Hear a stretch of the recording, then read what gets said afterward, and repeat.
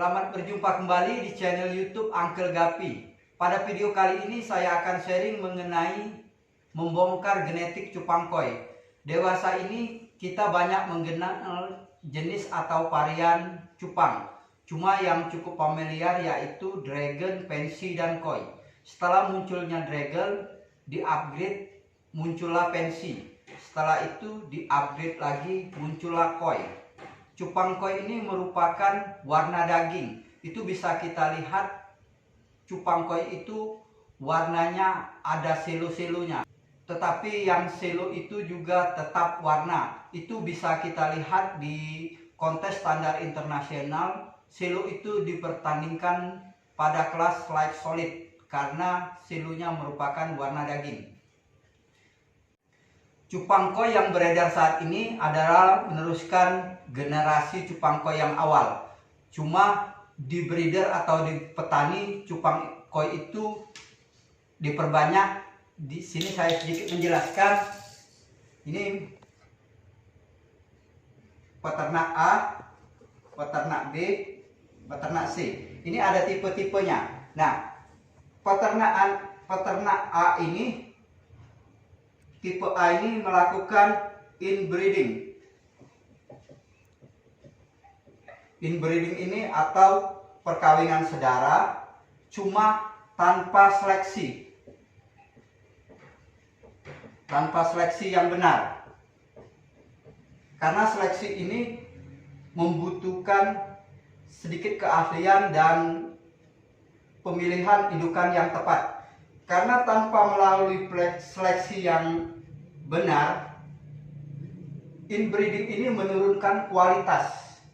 Di saat kualitasnya menurun, lama-kelamaan ikannya itu bisa jadi warnanya memudar.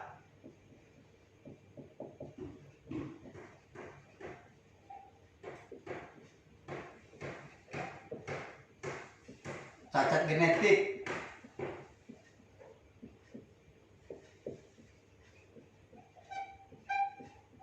Imun lemah. Nah, karena proses inbreeding memang menurunkan kualitas dan kualitasnya ini jadi tidak bagus lagi boleh dikatakan, para breeder ini biasanya membeli lagi ikan koi lain baru. Ini tipe breeder yang seperti ini. Karena ada pengalaman dari tipe breeder inbreeding, metode inbreeding ini mereka berpengalaman. Breeder yang tipe B ini tidak mau melakukan inbreeding. Mungkin juga dia mendapat informasi bahwa inbreeding menurunkan kualitas. Jadi biasanya dia mengcross. Jadi ikan itu lain yang berbeda. Misal lain A dikawinkan dengan lain B.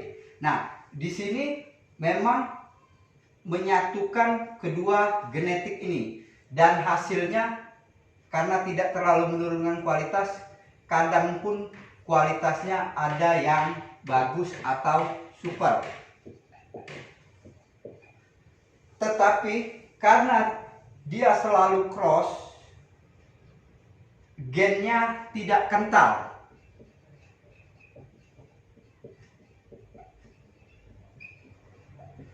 Gen tidak kental ini selalu berubah-ubah, nge-cross lagi, kadang hasilnya bagus, kadang hasilnya kurang memuaskan. Disitulah banyak beredar para senior atau para orang yang lebih mengetahui kadang memberi solusi untuk mengawinkan ikan koi. Pilih indukan satu yang selo, satu yang ngeblok, atau satu yang baskel, satu yang ngeblok, atau warnanya berbeda. Itu kadang solusi yang ditawarkan oleh para breeder. Tetapi di sini ada breeder yang melakukan inbreeding.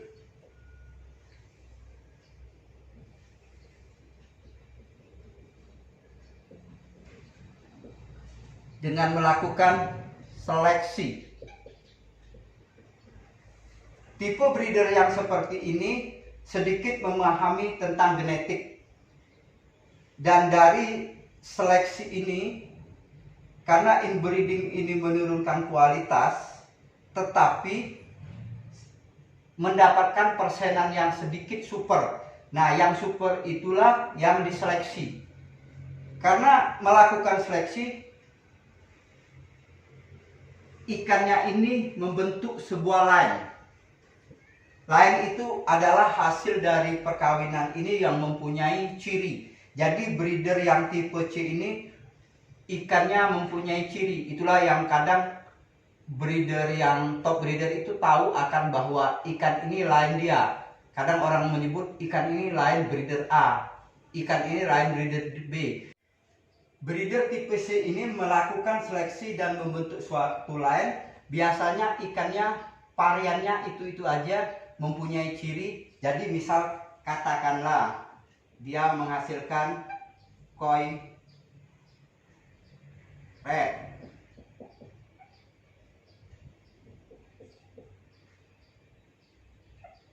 koi black, ini katakanlah. Nah, variannya tidak terlalu banyak, tetapi hasil dari inbreeding itu kadang mendapatkan sesuatu yang dikatakan super. Katakanlah dari hasil perkawinan lain ini keluar koi galaksi.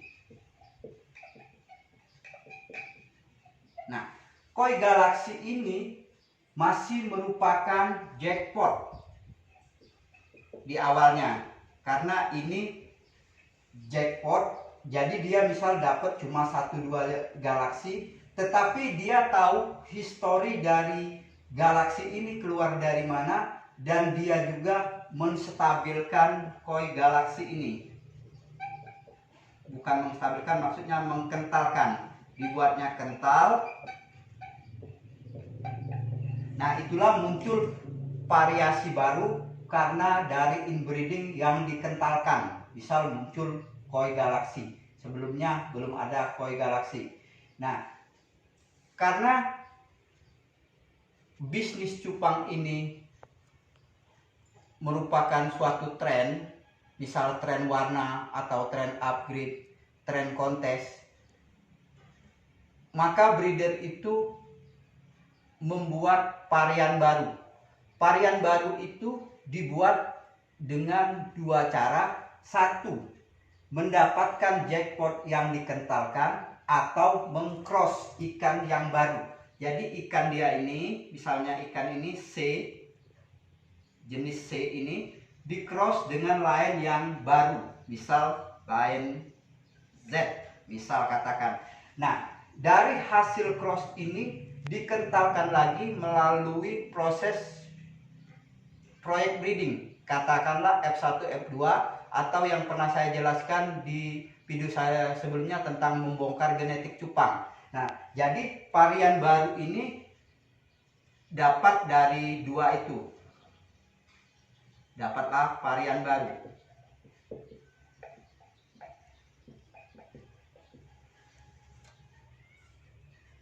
Top breeder ini untuk mendapatkan varian baru biasanya membeli ikan juga dari top breeder, sesama top breeder. Kenapa mereka membeli ikan dari sesama top breeder? Karena sesama top breeder itu ikannya gennya sama-sama kental. Gen kental itu memang bagus untuk proyek breeding. Gen kental yang saya maksudkan itu saya contohkan. Pada awalnya koi keluar itu kita sebut koi klasik. Nah, pada zaman masih koi klasik itu bila kita breeding banyak mendapatkan silo dan basegel. Untuk mendapatkan yang benar-benar koi ngeblok itu agak sulit karena gen koinya belum kental. Tetapi kreasi dari para breeder melalui proses mungkin jackpot atau crossing yang dilakukan proyek breeding, dapatlah koi emerald. Nah, koi emerald ini kita kawinkan, kita meneruskan lainnya, biasanya banyak mendapatkan koi, sedikit silo dan sedikit basgelnya pada awalnya. Ini kenapa? Karena ini sudah kental gennya.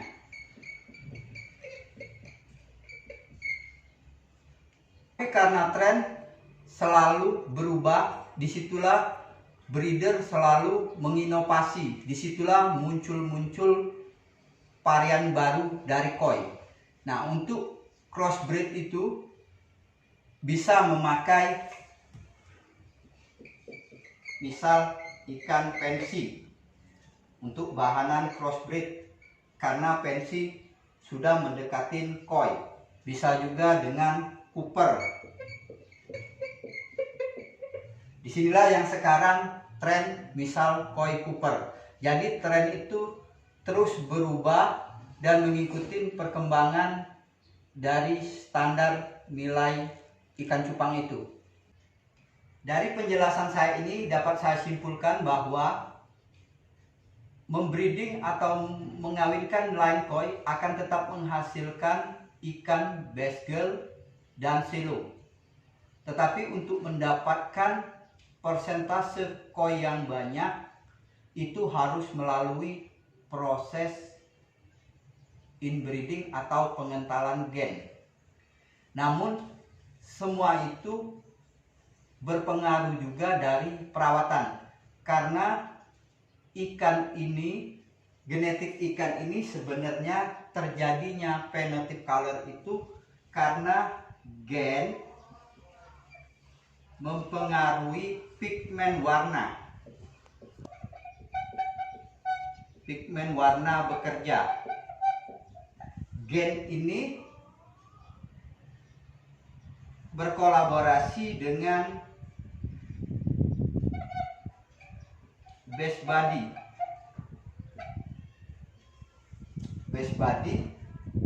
Jadi gen ini berkolaborasi dengan base body, mempengaruhi pigmen warna, muncullah phenotype color.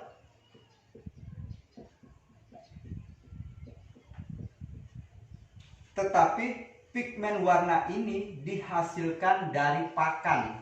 Itulah ikan yang dirawat, misal dengan pemberian kutu air atau cacing sutra, itu akan terjadi karena dari pigmen warna makanan itu beda.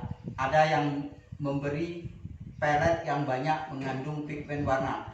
Selain itu, ikan ini penyebaran pigmen warnanya juga tergantung dari mood. Mood itu misalnya ikannya enjoy di dalam perawatan itu, pigmen warnanya akan lebih bagus. Itulah ikan untuk kontes itu perlu progres atau rawatan. Demikianlah sharing dari saya. Semoga bermanfaat dan terima kasih.